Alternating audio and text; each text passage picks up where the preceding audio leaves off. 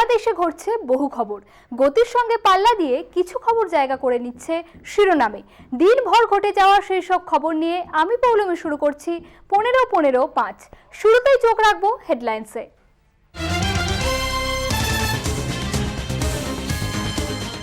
জামিন পেলেন আরিয়ান খান। দিওয়ালির আগেই জামিন শাহরুখ পুত্রের। টানা 25 দিন জেলে কাটানোর পর মুক্তি।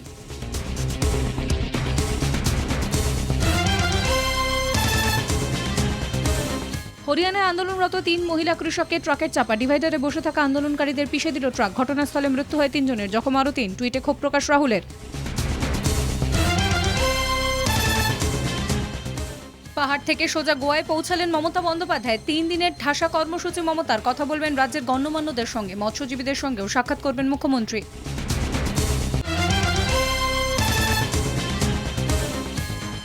রাজ্যে করোনা চোখ রাঙাচ্ছে। দৈনিক আক্রান্ত 990, একদিনে মৃত্যু 9 জনের। কলকাতায় দৈনিক আক্রান্ত 275।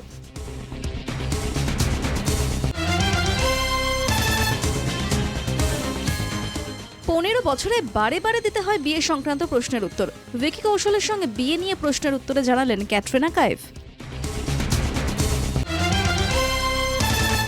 এবার চোখ রাখবো প্রথম 15টি খবরে। অবশেষে মান্নাতে স্বস্তি। মাদককাণ্ডে জামিন পেলেন শাহরুখ পুত্র আরিয়ান খান। আইনজীবী মুকুল রোহতগির তৎপরতায় মুক্তি পেলেন আরিয়ান। 21 দিন পর আর্থার রোড সংশোধনাগার থেকে মুক্তি পাচ্ছেন শাহরুখ পুত্র।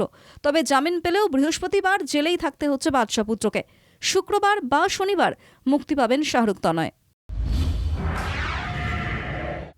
রাজধানী দিল্লির টিকরি সীমানায় দ্রুত গতিতে ট্রাকের তলায় চাপা পড়ে মৃত্যু হল 3 কৃষকের। ঘাতক ট্রাকের চালক পলাতক। গত প্রায় 11 মাস ধরে কেন্দ্রের 3 কৃষি আইনের বিরোধিতা করে দিল্লি হরিয়ানা সীমানার টিকরিতে অবস্থান বিক্ষোভ করছেন পাঞ্জাব, হরিয়ানা ও পশ্চিম উত্তরপ্রদেশের কৃষকেরা। সেই বিক্ষোভে অংশ নিতে টিকরি এলাকায় গিয়েছিলেন পাঞ্জাবের বাসিন্দা ওই 3 মহিলারা।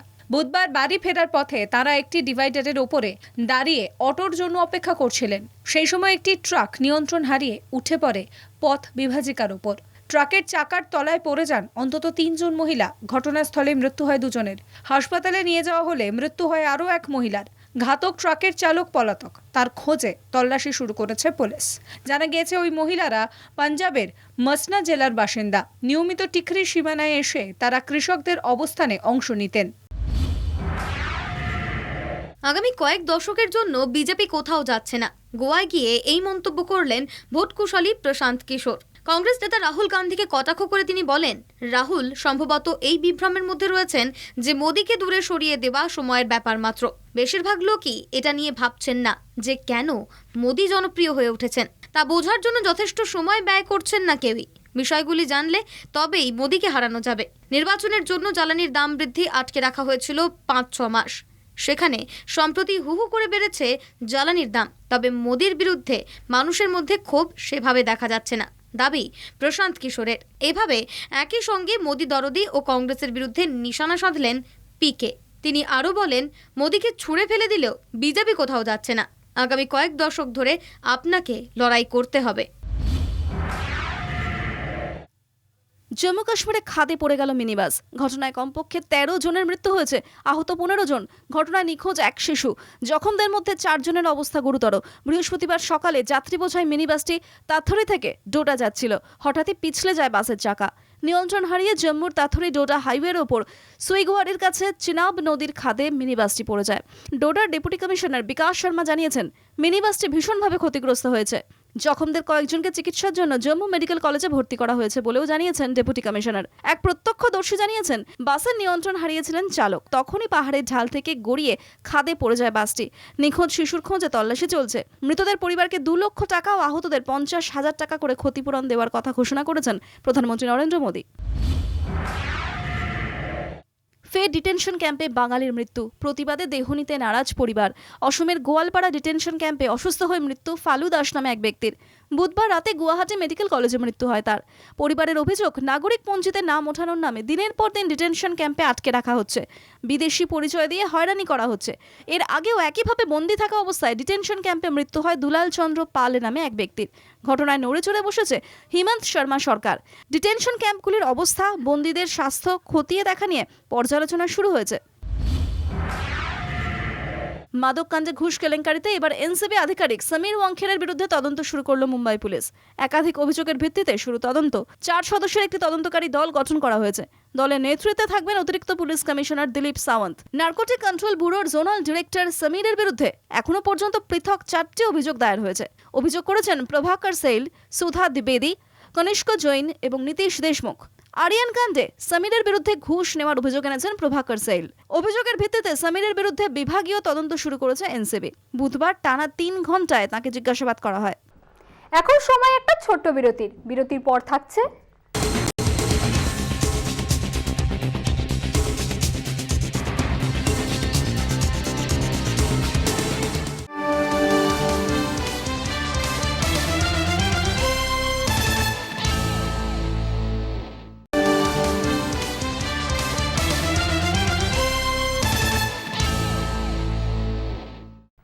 ফিরে এলাম বিরতির পর। নজর রাখবো পরের 15টি খবরে। 3 দিনের ঠাসা কর্মসূচি সাজিয়ে গোয়ায় মমতা পায়ে হেঁটে ঘুরে দেখবেন বহু এলাকা, দেখা করবেন রাজনৈতিক এবং সাংস্কৃতিক মহলের বহু গণ্যমান্যদের সঙ্গে। 3 দিনের সফরে নানা সমীকরণের কথা উঠে আসছে রাজনৈতিক মহলে। 28 অক্টোবর বিকেল 5:30 গোয়ায় পদার্পণ, সন্ধ্যে 7:15 গোয়া ভ্রমণের সংক্ষিপ্ত সার। 29 অক্টোবর সকাল 9:30 তৃণমূল নেতৃত্বদের নিয়ে বৈঠক। দুপুর 12টা বাজার পরিদর্শন, মৎস্যজীবী সম্প্রদায়ের সঙ্গে কথাবার্তা। দুপুর 1টা মধ্যাহ্নভোজন। বিকেল 4টে মাঙ্গুসি মন্দির ভ্রমণ। বিকেল 4:30 মারদোল মন্দির ভ্রমণ। বিকেল 5:45 গণমাধ্যম ব্যক্তিদের সঙ্গে আলাপচারিতা ও চা চক্র। 30 অক্টোবর সকাল 10টা সংবাদ মাধ্যমের সঙ্গে আলাপচারিতা। সকাল 11:30 গির্জায় শ্রদ্ধা জ্ঞাপন। দুপুর 12:10 বোগদেশ্বর মন্দির, গান্ধী চক, পুরনো মাপুসা বাজার, সবজি বাজার, ফুলের বাজার পরিদর্শন। দুপুর 1:30 বিশিষ্ট মানুষদের সঙ্গে আলাপচারিতা ও মধ্যাহ্নভোজন। রাজ্যে করোনা সংক্রমণ হাজারের দোরগোড়ায়। গত 4 মাসের মধ্যে সর্বোচ্চ সংক্রমণ রাজ্যে। বৃহস্পতিবার নতুন করে 990 জন করোনায় আক্রান্ত হয়েছেন। স্বাস্থ্য দপ্তরের রিপোর্ট বলছে, গত 4 মাস ধরে দৈনিক সংক্রমণের শীর্ষে রয়েছে কলকাতা। আক্রান্তের সংখ্যা 275। বাড়ছে উদ্বেগ। দ্বিতীয় স্থানে উত্তর 24 পরগনা, সংক্রমণ বেড়ে হয়েছে 164। এছাড়া হাওড়ায় 83, হুগলিতে 75, দক্ষিণ 24 পরগনায় 77, নদিয়ায় 44 ও দার্জিলিংয়ে 28 জন করোনায় আক্রান্ত হয়েছেন। তবে গত 24 ঘন্টায় দৈনিক সংক্রমণ বাড়লেও কমেছে করোনায় মৃত্যুর সংখ্যা। রাজ্যে কোভিডের বলি হয়েছেন 9 জন। এর মধ্যে উত্তর 24 পরগনা, হাওড়া, নদিয়ায় 2 জন ও কলকাতা, দক্ষিণ 24 পরগনা ও উত্তর দিনাজপুরে 1 জন করোনায় মারা গিয়েছেন। উদ্বেগ বাড়িয়ে আরও কিছুটা কমেছে সুস্থতার হার, বেড়েছে পজিটিভিটি রেট। পর্যটনের উন্নয়নে রাস্তা তৈরিতে বাধা। লেবং রোডের রাস্তা তৈরিতে বাধা। অবিলম্বে ওই চত্বরে দার্জিলিং পুলিশকে নিরাপত্তা দিতে ও কাজ শুরু করার নির্দেশ দিল কলকাতা হাইকোর্ট। তরাই টি গার্ডেন এবং কাঞ্চন টি গার্ডেনে মোট 24টি জমি পর্যটনের উন্নতির জন্য বেসরকারি সংস্থাকে দেওয়া হয়। সংস্থার দাবি, হোটেল ও রাস্তা তৈরিতে উপযুক্ত পরিকাঠামোর উন্নয়নের প্রয়োজন। বেসরকারি সংস্থা সেই কাজ শুরু করলে বেশ কিছু বহিরাগত কাজে বাধা সৃষ্টি করে। স্থানীয় বিচারপতি নির্দেশ দেন, দার্জিলিং শহর থানার অফিসারকে ওই এলাকা পরিদর্শন করতে হবে, প্রতিরোধ গড়ে তুলতে হবে। কত পুলিশ কতদিনের জন্য লাগবে তা নিয়ে একটি রিপোর্ট তৈরি করতে হবে। সেই অনুযায়ী কত অর্থ সরকারি খাতে জমা করতে হবে তা জানাতে হবে ওই সংস্থাকে। পুলিশের নিরাপত্তার মধ্যে দিয়ে অবিলম্বে কাজ শেষ করতে হবে। আইসিসিইউ থেকে কেবিনে স্থানান্তরিত করা হলো রাজ্যের পঞ্চায়েত মন্ত্রী সুব্রত মুখোপাধ্যায়কে। বৃহস্পতিবার সকালে মেডিকেল বোর্ড তার চিকিৎসা নিয়ে রিভিউ বৈঠকে বসে। তারপর সিদ্ধান্ত নেওয়া হয় আইসিসিইউ থেকে তাকে কেবিনে স্থানান্তরিত করা হবে। কার্ডিওলজি বিভাগের একটি কেবিনে আইসিসিইউর বিকল্প ব্যবস্থা রেখে স্থানান্তরিত করা হয়েছে রাজ্যের মন্ত্রীকে। তার ইউরিয়া ক্রিয়েটিনিনের মাত্রা সামান্য কমেছে, ইউরিনের পরিমাণ বেড়েছে। সামান্য উন্নতি হলেও এখনও তিনি সংকটজনক বলে জানিয়েছেন চিকিৎসকেরা। গত রবিবার শ্বাসকষ্ট নিয়ে এসএসকেএম হাসপাতালে ভর্তি হয়েছিলেন সুব্রত মুখোপাধ্যায়। সোমবার সকালে বুকে ব্যথা অনুভব করার পর দেখা যায় তার হার্ট অ্যাটাক হয়েছে। এরপর সঙ্গে সঙ্গে তাকে আইসিসিইউতে ভর্তি করা হয়। তৈরি করা হয় মেডিকেল বোর্ড। এখনও তার চিকিৎসা চলছে। শারীরিক অবস্থা স্থিতিশীল হলেও এখনও তিনি বিপদমুক্ত নয় বলেই জানিয়েছেন চিকিৎসকেরা। বাজেটে কি ধরনের উপাদান ব্যবহার করা হচ্ছে তার উপর নজরদারি চালানো হবে। দূষণ নিয়ন্ত্রণ পর্ষদের নির্দিষ্ট অ্যাপ থেকে কিউআর কোড স্ক্যান করে বাজেটে কি ধরনের উপাদান ব্যবহার করা হয়েছে তা জানতে পারবে পুলিশ। উপাদানের গুণমান যথাযথ বজায় না থাকলে প্রস্তুতকারক সংস্থার বিরুদ্ধে প্রয়োজনীয় ব্যবস্থা নেওয়া হবে। কোড স্ক্যান করলেই বোঝা যাবে বাজি পরিবেশ বান্ধব কিনা। 2022 মাধ্যমিক, উচ্চ মাধ্যমিক ও জয়েন্ট এন্ট্রান্স পরীক্ষার দিনক্ষণ নির্দিষ্ট করতে তৎপর শিক্ষা দপ্তর। স্কুল খোলার সঙ্গে সঙ্গে 3টি পরীক্ষা নিয়ে শিক্ষা দপ্তরের প্রাথমিক আলোচনা হয়েছে। এখনো পর্যন্ত ঠিক হয়েছে আগামী বছর মার্চ মাসে মাধ্যমিক পরীক্ষা হবে, উচ্চ মাধ্যমিক হবে এপ্রিলের প্রথমেই, আর জয়েন্ট এন্ট্রান্স পরীক্ষা হবে এপ্রিলের শেষের দিকে। প্রাথমিক আলোচনার পর প্রস্তাবগুলি নবান্নে পাঠানো হবে। সেখান থেকে সবুজ সংকেত মিললে পরীক্ষার দিন ঘোষণা করবে মাধ্যমিক পর্ষদ ও উচ্চ মাধ্যমিক শিক্ষা সংসদ এবং জয়েন্ট এন্ট্রান্স বোর্ড। ইতিমধ্যে সিবিএসই ও সিআইএসসিসিই তাদের দশম ও দ্বাদশ বোর্ডের পরীক্ষার প্রথম সেমিস্টারের দিনক্ষণ ঘোষণা করেছে। এ রাজ্যেও দশম ও দ্বাদশের পরীক্ষার দিনক্ষণ শীঘ্রই ঘোষণা হতে পারে। ভুল স্বীকার করে ক্ষমা চাইলেন কুইন্টন ডিকক। তিনি বর্ণবিদ্বেষী নন। সমস্ত প্রশ্নের জবাব দেওয়ার পাশাপাশি ব্ল্যাক লাইভস ম্যাটারের জন্য হাঁটু মুড়ে বসতেও এবার রাজীব প্রোটিয়া অধিনায়ক কুইন্টন ডিকক। ব্ল্যাক লাইভস ম্যাটারের সম্মানে হাঁটু মুড়ে বসতে তিনি নারাজ। ক্রিকেট সাউথ আফ্রিকার নির্দেশ অমান্য করে ওয়েস্ট ইন্ডিজের বিরুদ্ধে ম্যাচ থেকে দক্ষিণ আফ্রিকার দল থেকে নিজেকে সরিয়ে নেন। এরপর থেকেই বিতর্ক তুঙ্গে নানান প্রশ্নে জর্জরিত হতে থাকেন তিনি। যে দেশ থেকে বর্ণবিদ্বেষের প্রতিবাদ শুরু, নেলসন ম্যান্ডেলার হাত ধরে যে কঠিন লড়াই শুরু হয়েছিল, সেই দক্ষিণ আফ্রিকার দলের অধিনায়কই বর্ণবিদ্বেষের প্রতিবাদ করতে চাইছেন না। অস্বস্তি ক্রমশই বাড়ছিল প্রোটিয়া শিবিরের অন্দরেও। এরপরই ড্যামেজ কন্ট্রোলে নেমে পড়েন দক্ষিণ আফ্রিকার ক্রিকেট কর্তারা। ফুটবলে শেষ প্রহরী বলতে বোঝায় গোলকিপারকেই। এটিকে Mohun Bagan coach Antonio Lopez Habas বরাবরই 3 কাঠের নিচে দলের শেষ প্রহরীকে বাড়তি গুরুত্ব দিয়ে থাকেন।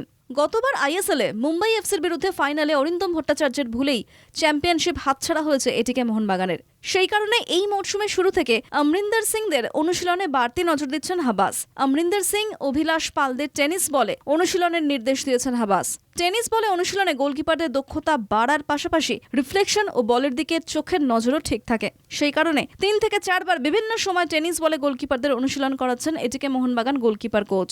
কেরালা ব্লাস্টার্সের বিরুদ্ধে আইএসএল এর প্রথম ম্যাচে নামার আগে অমরিন্দর সিংরা যাতে দক্ষতার শীর্ষে পৌঁছতে পারেন, সেই কারণে টেনিস বলে অনুশীলন এটিকে মোহনবাগানের। এখন সময় আরো একটা বিরতির পর থাকছে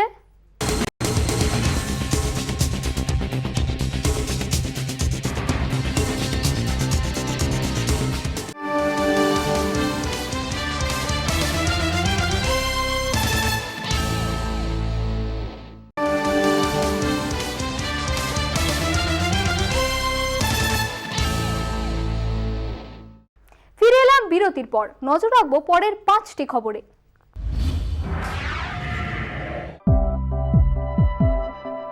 ডিসেম্বরের প্রথম সপ্তাহেই নাকি গাঁটছড়া বাঁধছেন ক্যাটরিনা কাইফ আর ভিকি কৌশল। বলিউডে কান পাতলে শোনা যাচ্ছে এমনই গুঞ্জন। শোনা যাচ্ছে রাজস্থানের বারওয়ারা দুর্গে ভিকি ক্যাটের 4 হাত 1 হবে।